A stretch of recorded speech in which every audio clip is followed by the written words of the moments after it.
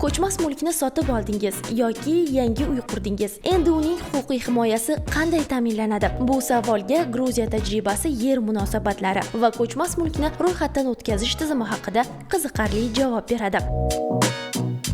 Ushbu mamlakatda yer munosabatlari haqida qiziqarli faktlarga to'xtalishdan avval mazkur davlat haqida qisqacha ma'lumot.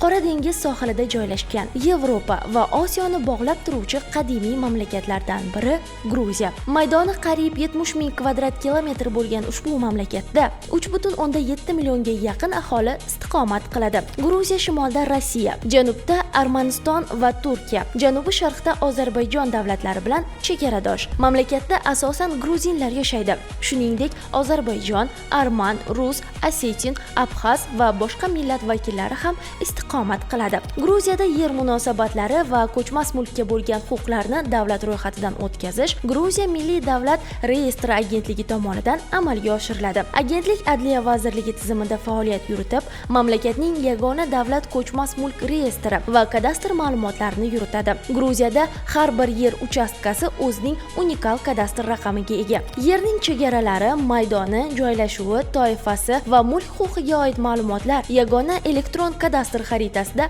aks ettiriladi. Bu esa yerga oid ma'lumotlarning aniqligi va ishonchliligini ta'minlashga xizmat qiladi. Yer uchastkasini sotish, sotib olish, hadya qilish, meros qilib qoldirish yoki ipotekaga qo'yish kabi huquqiy harakatlar davlat reyestrida ro'yxatdan o'tkazilgandan keyingina yuridik kuchga ega bo'ladi. Shu tariqa har bir bitim davlat tomonidan e'tirof etiladi va huquqiy jihatdan himoya qilinadi. Yangi qurilgan bino yoki inshootni rasmiylashtirish jarayoni ham aniq tartib asosida amalga oshiriladi. Gruziya tajribasining yana bir muhim jihati davlat xizmatlarining tezkor tashkil etilganidir. Ko'chmas mulkni davlat ro'yxatidan o'tkazish xizmati bir darcha tamoyillar asosida ko'rsatiladi va murojaatchilar xizmat muddatini o'z ehtiyojiga qarab tanlay oladi. Ahamiyatli jihati standart xizmat 4 ish kunida Gruziyaning milliy valyutasi Eylik Gruziya larisi miqdorida. Tezlashtirilgan xizmat 1 ish kunida 150 Gruziya larisi. Ekspress xizmat esa shu kuni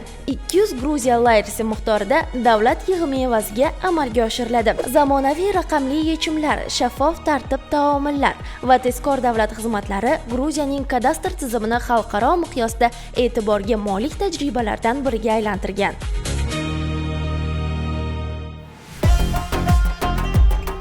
Gruziyaning katta qismi Kavkaz tog'lari bag'rida joylashgan bo'lib, mamlakat o'zining betakror tabiati, yashil vodiylari, muzliklari va Qora dengiz sohillari bilan mashhur. Svanetiya tog'lari, Kazbegi milliy bog'i, Barjomi dalasi va Batumi kabi maskanlar har yili millionlab sayyohlarni o'ziga jalb etadi.